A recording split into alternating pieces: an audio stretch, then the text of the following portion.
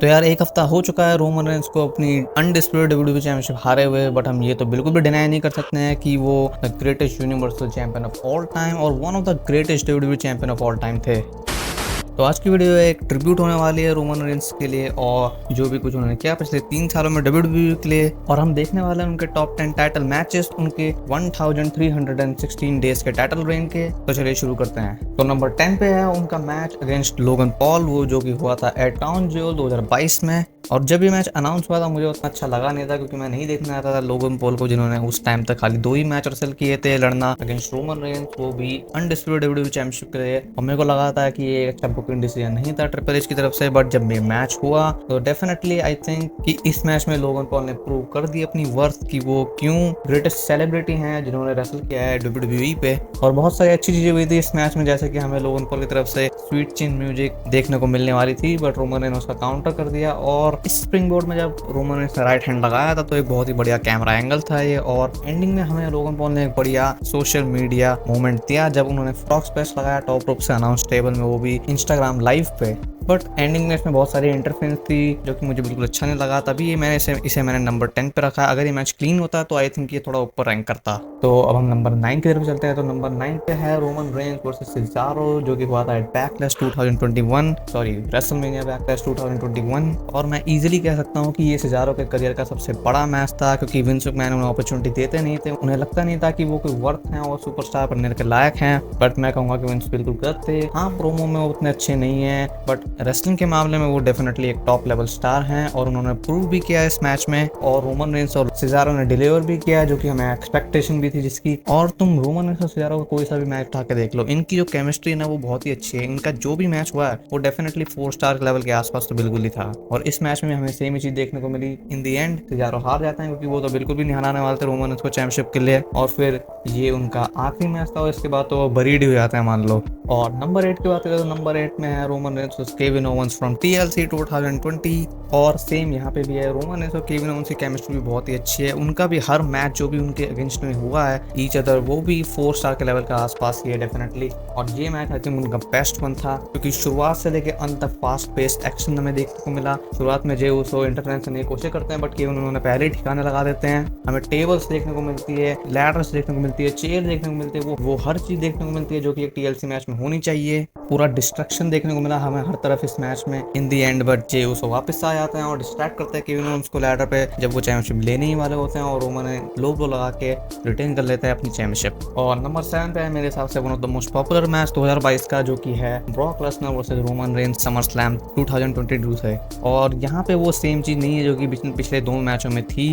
Roman Reigns और Brock Lesnar के बीच में केमिस्ट्री कभी होती है, कभी इनके मैच तो बिल्कुल ही कचरा होते हैं, बट यहाँ पे ऐसा बिल्कुल भी नहीं था। इन्होंने डिलीवर किया, किसी की एक्सपेक्टेशन नहीं थी कि ये डिलीवर करेंगे, बट डेफिनेटली अनएक्सपेक्टेडली इन्होंने बहुत ही बढ़िया मैच दिया और कुछ ऐसा किया जो कि किसी ने सोचा ही नहीं था। मैच की शुरुआत में ब्रॉक लेसनर एक ट्रैक्टर लेके आए थे और पहले मेरे को भी समझ नहीं आ रहा था कि वो आखिर ऐसा करेंगे क्या, बट जब उन्होंने ट्रैक्टर का यूज किया तो सब पूरे खड़े हो गए थे अपनी सीट से। उन्होंने पूरा ट्रैक्टर से रिंग ही उखाड़ डाला, जो कि अगर ये रेसलमेनिया में करते तो मेरे हिसाब से रेसलमेनिया वाला मैच बहुत ही मेमोरेबल मैच होता। हमें थ्योरी भी देखने को मिलते हैं जो कि money in the bank caching करने की कोशिश करते हैं, बट ब्रॉक लेसनर का होते वो कर ही कैसे सकते हैं। डेफिनेटली वो फेल हो जाते हैं और ब्रॉक लेसनर उन्हीं को ठोक देते हैं, बट उनका मनी इन द बैंक उसके काम आता है, क्योंकि एक डिस्ट्रैक्शन मिल जाता है और उसको सुपर किक लगाते हैं। और रोमन रेंस फिर money in the bank, WWE championship और यूनिवर्सल चैंपियनशिप सब कुछ लगाते हैं ब्रॉक लेसनर पे और उन्हें बरी कर देते हैं चेयर्स और अनाउंस टेबल के अंदर, और रिटेन कर लेते हैं अपनी अनडिस्प्यूटेड डब्ल्यूडब्ल्यूई चैंपियनशिप। और छठे नंबर पे है रेसलमेनिया 2021 का main event, Daniel Bryan Edge versus Roman Reigns triple threat match WWE universal championship के लिए। और इस मैच की जो खास बात थी वो थी इसकी स्टोरी टेलिंग, क्योंकि एज इस मैच में आए थे रिटर्न करने के बाद अपना, और उनका एम यही था कि वो वापस से चैंपियन बने। डैनियल ब्रायन भी एक बार रिटायर हो चुके और वापस उन्होंने भी अपना भी रिटर्न किया था रेसलिंग में, same goes for Roman Reigns. इसलिए इस मैच में स्टोरी बहुत ही बढ़िया थी और अनप्रेडिक्टेबिलिटी तो इसमें तो बहुत ही थी, क्योंकि एज के पास मौका था अपनी डब्ल्यूडब्ल्यूई चैंपियनशिप वापस लेने का, जो कि वो कभी हारे ही नहीं थे। और डैनियल ब्रायन भी वही सेम चीज करना चाहते थे जो कि उन्होंने रेसलमेनिया 2014 में किया था, बट ऐसा बिल्कुल नहीं हो पाता है। हमें मैच में अच्छी खासी चीजें भी देखने को मिलती हैं और एक ड्रीम मोमेंट भी देखने को मिलता है, और वो ये कि सब लोग सोचते हैं कि क्या होगा जब 2 लोग एक साथ स्पेयर लगाए, तो वो हमें इस मैच में देखने को मिल जाता है। बट एंडिंग में रोमन रेंस ब्रायन और एज दोनों को स्टैक कर देते हैं और पिन कर देते हैं एक के ऊपर एक, और रिटेन कर लेते हैं अपना टाइटल। चलो अब हम टॉप 5 के ऊपर चलते हैं। तो नंबर 5 पे है Roman Reigns versus Daniel Bryan from SmackDown 2021। WrestleMania 37 में अपना टाइटल रिटेन करने के बाद 1 महीने बाद ही वो अपना टाइटल फिर डिफेंस करते हैं अगेंस्ट डैनियल ब्रायन, और ये एक आखिरी अपॉर्चुनिटी होती है उनके लिए, क्योंकि अगर वो इस मैच में हारते तो अपना करियर भी खत्म कर देते और वही चीज़ होती है। और तुम जानते हो कि डैनियल ब्रायन कितने अच्छे रेसलर है, तो डेफिनेटली वो रोमन रेंस को अपनी लिमिट पे ले गए। अच्छे खासे मूव्स हमें इस मैच में देखने को मिले, power bomb from top rope, हमें डैनियल ब्रायन की तरफ से किकआउट भी देखने को मिला स्पेयर पे। बहुत ही अच्छा खासा मैच था मेरे हिसाब से, बट एंडिंग में रोमन रेंस अपना टाइटल रिटेन कर लेते हैं गुillotine चोक से और डैनियल ब्रायन को भेज देते हैं AEW पे।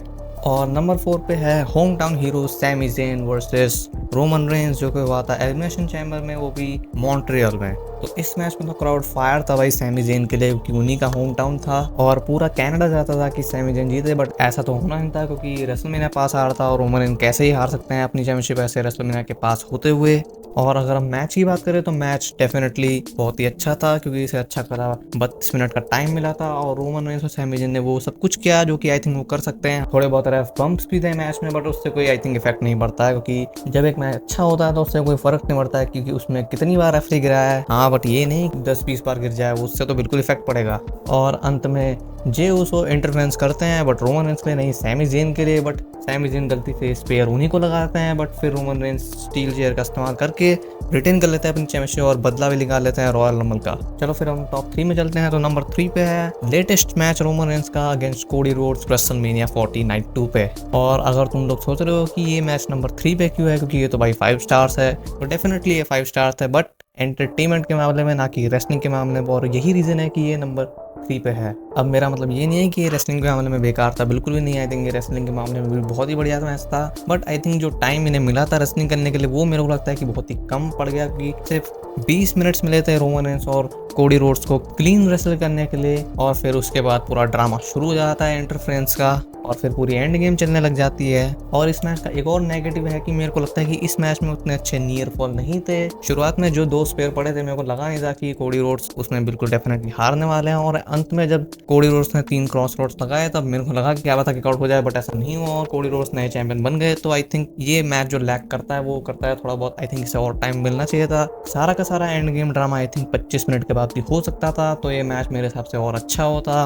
बट नो डिनाइंग कि ये मैच स्टोरी टेलिंग और एंटरटेनमेंट के मामले में फिर भी 5 स्टार्स है। तो हम चलते हैं अपने दूसरे मैच में, जो कि है Drew McIntyre versus Roman Reigns clash at the castle 2022। और मेरे को लगता है कि ये मेरे लिए एक ऐसा मैच है कि जब ये मैच हो रहा था तो मेरे को लगा ये था कि रोमन रेंस का टाइटल रेन तो खत्म हो ही गया, समझ लो। बिल्कुल सही। मेरे को लगता है कि इस मैच के जो नियर फॉल्स थे वो one of the best near falls हैं जो कि मैंने अपनी जिंदगी में देखे हैं, और आई थिंक नियर फॉल्स के मामले में ये बेटर है कोडी रोड्स और रोमन रेंस के मैच से, जो कि इस साल रेसलमेनिया में हुआ था। और इस मैच में क्राउड रिएक्शन भी बहुत ही अच्छा था, और होगा क्यों नहीं, क्योंकि क्राउड यूके का था और यूके का क्राउड तो तुम जानते हो कैसा ही होता है। और सिर्फ क्राउड ही नहीं, रोमन रेंस और ड्रू मैकिंटायर ने अच्छा खासा हमें रेसलिंग भी करके दिखाई, और हमें मनी द बैंक वाला ड्रामा भी दिखाया। इस मैच में ऑस्टिन थ्योरी आए थे कैशिंग करने के लिए, बट टायसन फ्यूरी ने उनको पहले ही नॉकआउट कर दिया, जो कि एक और बढ़िया मोमेंट था इस मैच का। और जब ड्रू मैकिंटायर ने पहले 2 क्लेमोर लगाए थे तो मेरे को लगा था कि मैच खत्म हो गया, but Roman Reigns kick out कर देते हैं। बट जब वो तीसरा क्लेमोर किक लगाते हैं तो मेरे को लगा था कि अब तो भाई 100% ये ओवर होने वाला है, बट फिर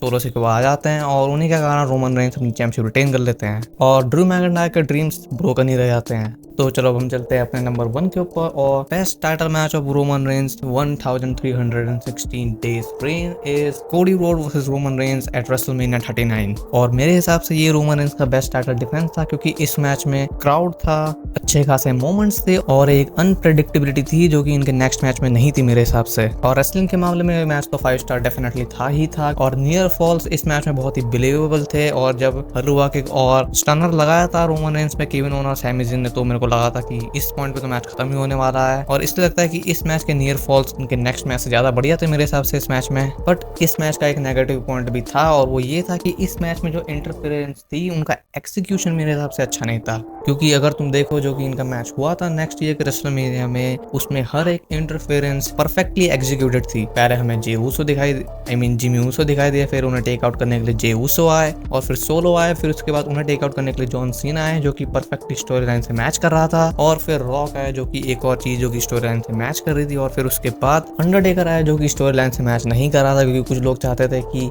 स्टोन कोल्ड लाया, बट आई थिंक फिर भी थोड़ा बहुत आई थिंक ये सेंस बनाता था कि अंडरटेकर आ सकते हैं रेसलमेनिया में। और सेथ रॉलिंस भी आते हैं पर वो कुछ करते नहीं है, बट उनका आना इफेक्ट करता है मैच की एंडिंग को, और इसलिए मैच मेरे हिसाब से 5 स्टार था। बट जो रेसलमेनिया 39 वाला मैच था उसमें जो अनप्रेडिक्टेबिलिटी थी आई थिंक ये उसे 5 स्टार बनाती है, क्योंकि किसको लग रहा था कि रोमन रेंस जीतने वाले हैं? मेरे को तो लग रहा था कि डेफिनेटली कोडी रोड्स ही जीतेंगे रेसलमेनिया में, बट ऐसा नहीं होता। रोमन रेंस अपना लेजेंडरी टाइटल रेन कंटिन्यू रखते हैं। तो आज की वीडियो के लिए सिर्फ इतना ही है। अगर तुम्हें वीडियो अच्छा लगा हो तो लाइक और सब्सक्राइब कर देना, और अगर कोई मैच रह गया हो जो कि तुम्हें लगता है कि टॉप 10 में होना चाहिए तो मेरे को कमेंट करके बताओ, और ये भी बताओ कि तुम्हारा बेस्ट मैच कौन सा है रोमन रेंस का इस टाइटल रेन में से। और मिलते हैं अगली वीडियो में, तब तक के लिए goodbye and good night.